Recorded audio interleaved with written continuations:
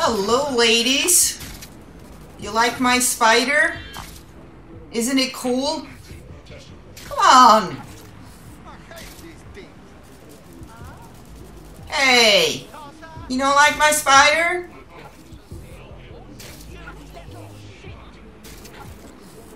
Guess she's not impressed. Oh, she's not scared though. She's not even really annoyed either. How about her?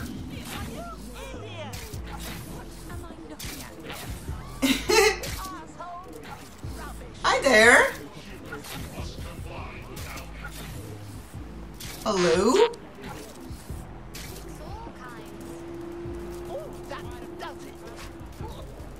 What was she about to do? Like beat my spider? Uh-oh. The police is after me. I guess they don't tolerate playing with spiders. You want some? I should probably not do that. He just fried my spider. No one has. Yeah. You get it. Oh my god. Oh no. Hurry up. Oh yes. That's what you get for killing my spider. That was my pet. I loved it very much. I'm very sad now.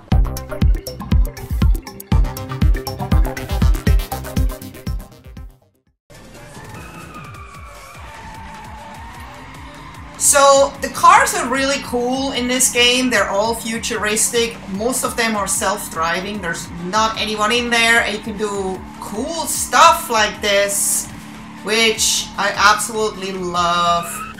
However, after just having finished Mafia 3, I'm a little bit disappointed in the controls, in the driving controls of this game. For example, the left-right is so sensitive that it always feels like you're actually driving on ice. And I went into the settings in the driving sensitivity and turned it all the way down to 0. And it barely made a difference. It kind of made the driving a little tighter, but the left-right has not changed. That sensitivity is still the same.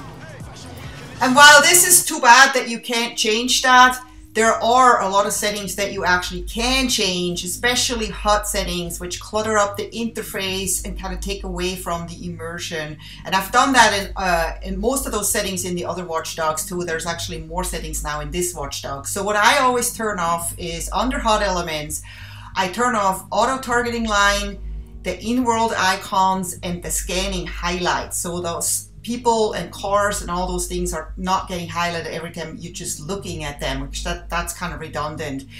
And then in the info modules, I also turn off the control reminders. And then you have actually a beautiful interface and a clean world, as you can see. All you have really is the mini-map, which is kind of helpful. The next mission that you have to do, you can turn all that off too, but I feel then the game becomes a little bit too difficult and you can easily get disoriented on where to go next and what to do next. So I like to keep those on, even though I wish I could have everything off, because that's really the most beautiful way to experience this game. And you can do that, but look at this.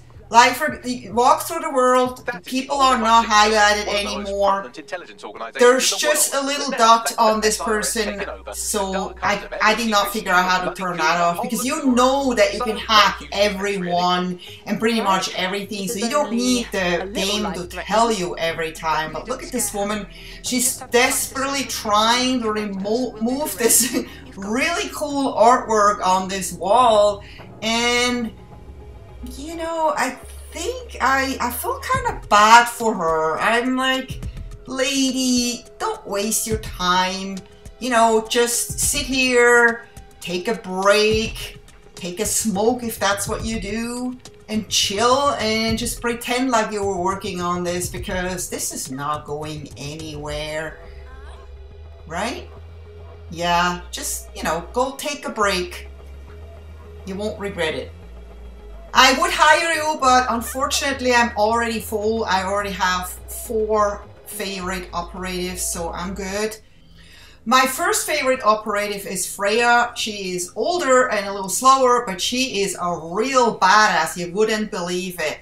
I highly recommend her. My second operative, not in that particular order though, is Heather. She is a bare knuckle fighter and therefore she can quickly knock someone out that's bothering you. So I use her a lot. And then we have my absolute favorite, which is Christopher. I just like him. He is really cool and he's also very good at his job. And then my newest recruit is Robin, and she's my fourth favorite one. Not the last favorite one, just one of the fourth. And she's probably my absolute favorite one. I had to redress her though because she didn't have such a good outfit. I like how she looks now. She has a lot of really awesome abilities.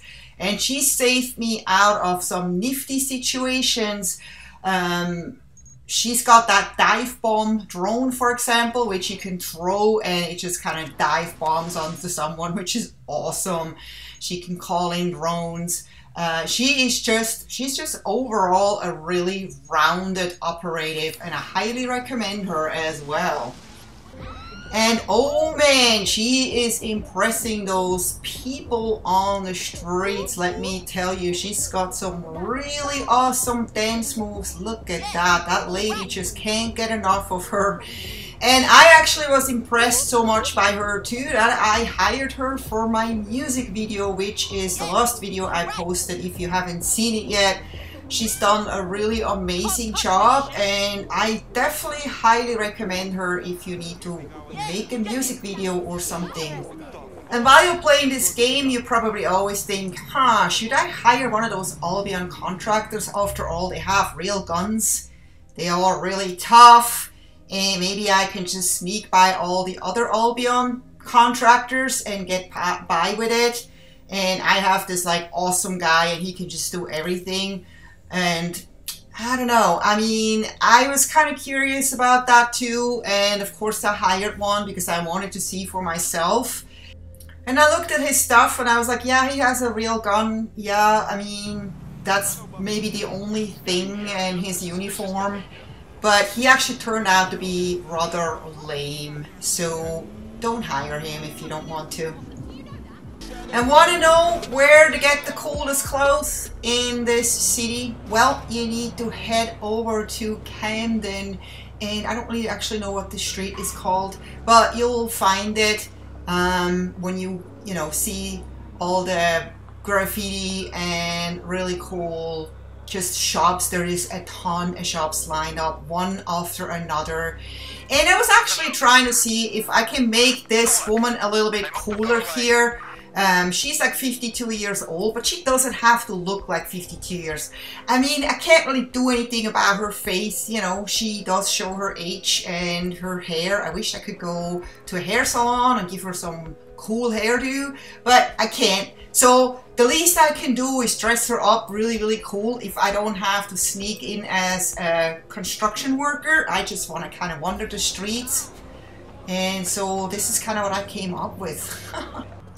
But the very first thing I actually did when I started this game is get as many tech points as possible, because the more tech points you have, the more abilities you have, and the easier it is to get the missions done. Some of them are easier to get because you just climb up on things. Sometimes it's kind of harder to find out how to get there, but you just basically get there some way or the other, and you don't have to fight any enemies. You just have to climb or hack or whatever to get to that particular point, and that's it. And then there are the ones that you don't have to fight enemies, but it's a real puzzle to get to them anyway, like this one. This one was actually kind of one that I had to kind of post, because this one was one of the most fun ones, where I literally was like, how the hell do I get to this guy?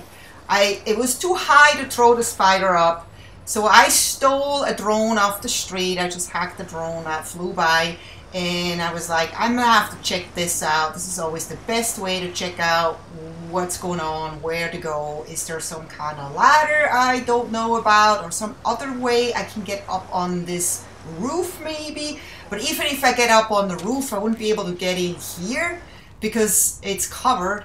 So I was like, wait a minute, what's back there? What is this? What has this anything to do with this hack point up there? I don't see how, but there's something interesting that I need to solve here. So I want to get back there. I have to make this explode. Boom. Hopefully the police is not coming when this happens. So they probably will. So now I have this hacked. So when you destroy those boxes, you don't have to hack them. They actually just kind of are automatically hacked, and it opens up this garage. And look at that. What do I have here? This forklift will actually get me to where I need to go. So it had something to do with this point. And there's a cop coming already. Oh. So I'm waiting a little bit until he leaves. And then I realize I need to move this car because this car is in the way. So I'm moving this car away.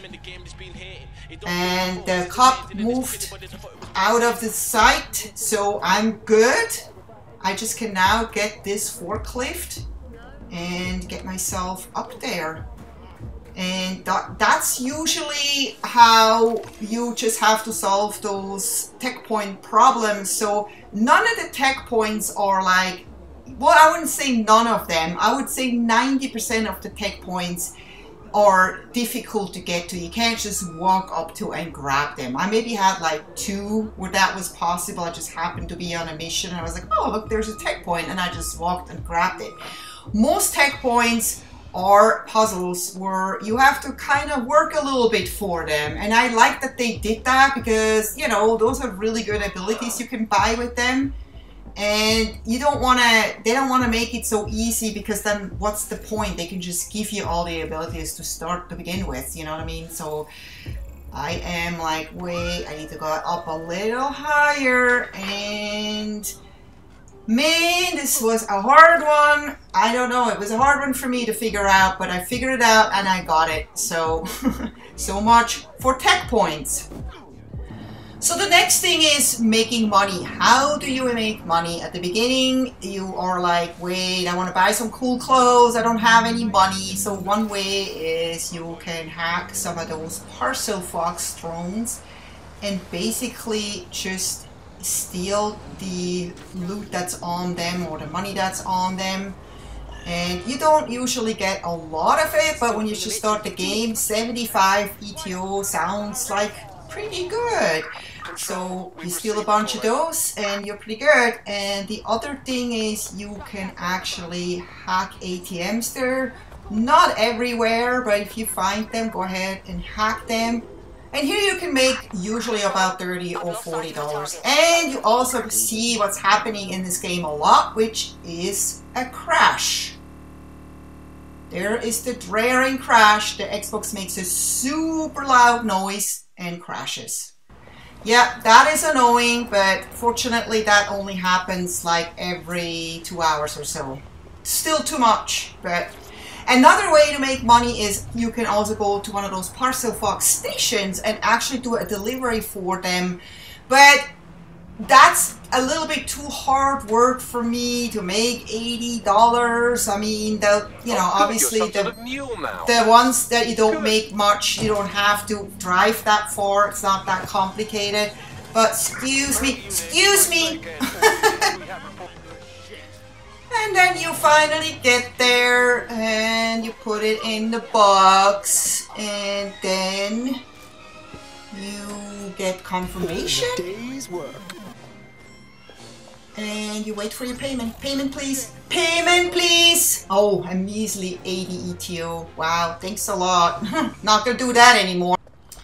And then other ways to make money, but that's only far in between here and there, or those siphon crypto, which they're not always so easy to spot, but when you see one of those, you just basically hack them like you hack everything else, and they usually pay around $180, $200, something like that. So that's another way to make money.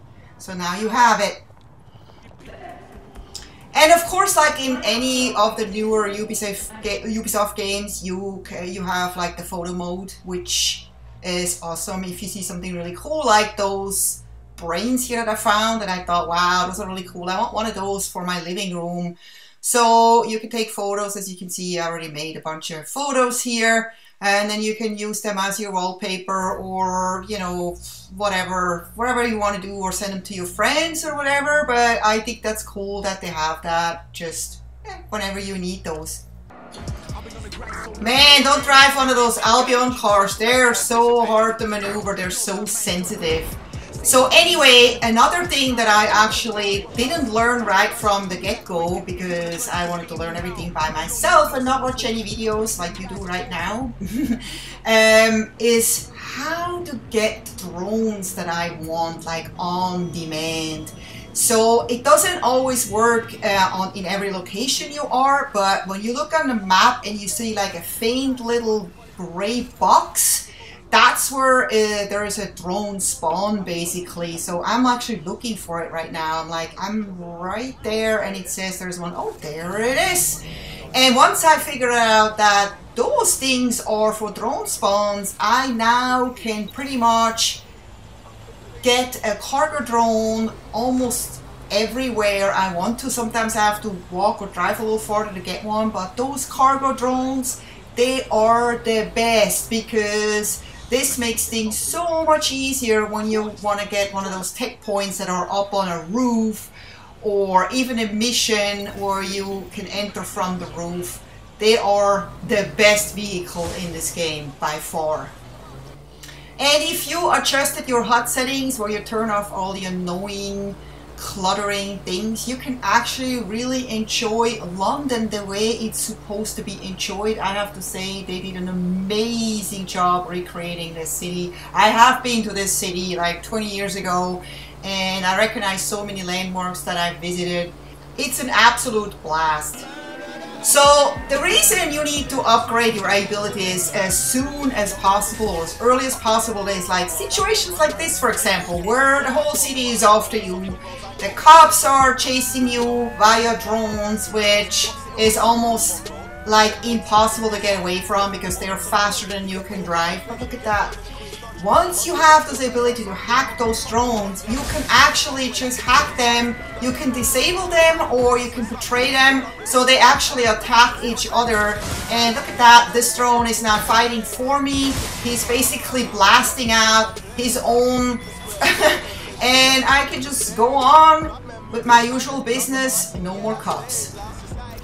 The one thing that's still in here from all the Watchdogs is this hacking here, and I absolutely enjoy those puzzles. Some of them are rather tricky, and you don't always know how to get to them. You can sometimes see they're there, but then you need to find out you need to get a drone or a spider. You have to go in there on your own, like you actually literally have to go in. But they're so much fun to solve. And last but not least, I actually discovered this by accident. I was kind of doing a mission here, or trying to do a mission, and I was like, oh, I'm going to see if I can go into one of those gondolas. I just want to see if you can go in and what this feels like, because this hasn't been around when I was in London, and so I definitely was curious, and I was like, oh yeah, you can walk into one of those. This is really cool. Oh, this is what this feels like. Oh wow, is it moving? Was it always moving? I don't remember it was moving when I approached this. That is really cool. Does this actually go around? That's what I was wondering at this point. And so we're speeding this up a little bit because this is a really long ride. But look at that, the door closed, and you actually get to enjoy this London Eye, like almost like you're there in real, as you know, as yourself. And I was like, oh my god, I don't know if I ever can do this in real life, but you know what? I am totally enjoying this. And once you're actually in there and it goes around, there's no getting away from this. You just have to kind of sit it out. But I totally recommend this unless you are living in London and you have been on this. This is a really fun way to just kind of like see what the devs did with this game, and again, I have to say, they did an amazing job. I'm blown away by those details. Thank you for making such an awesome game. I've enjoyed all Watchdogs games, but this is definitely a step up. The missions are a lot more interesting, and of course, you know, as technology advances, there's more detail in the graphics. This game really just blows me away every time I played. I can't get enough of it, and I highly recommend it to everyone who just absolutely loves open world games and wants to just explore cities that they have never been to, or they have been to and they just want to go to the places that they know and see. There's so much fun stuff happening in this game with the AI.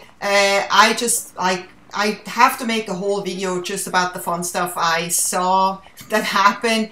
This doesn't belong here, but I just sometimes just feel like a tourist in this city. I just go and explore. And I don't want to forget to mention the soundtrack in this game is really awesome. There's something for everyone. There's rock, there's punk, there's dance, there's rap, there's even classical music. You can switch between those stations.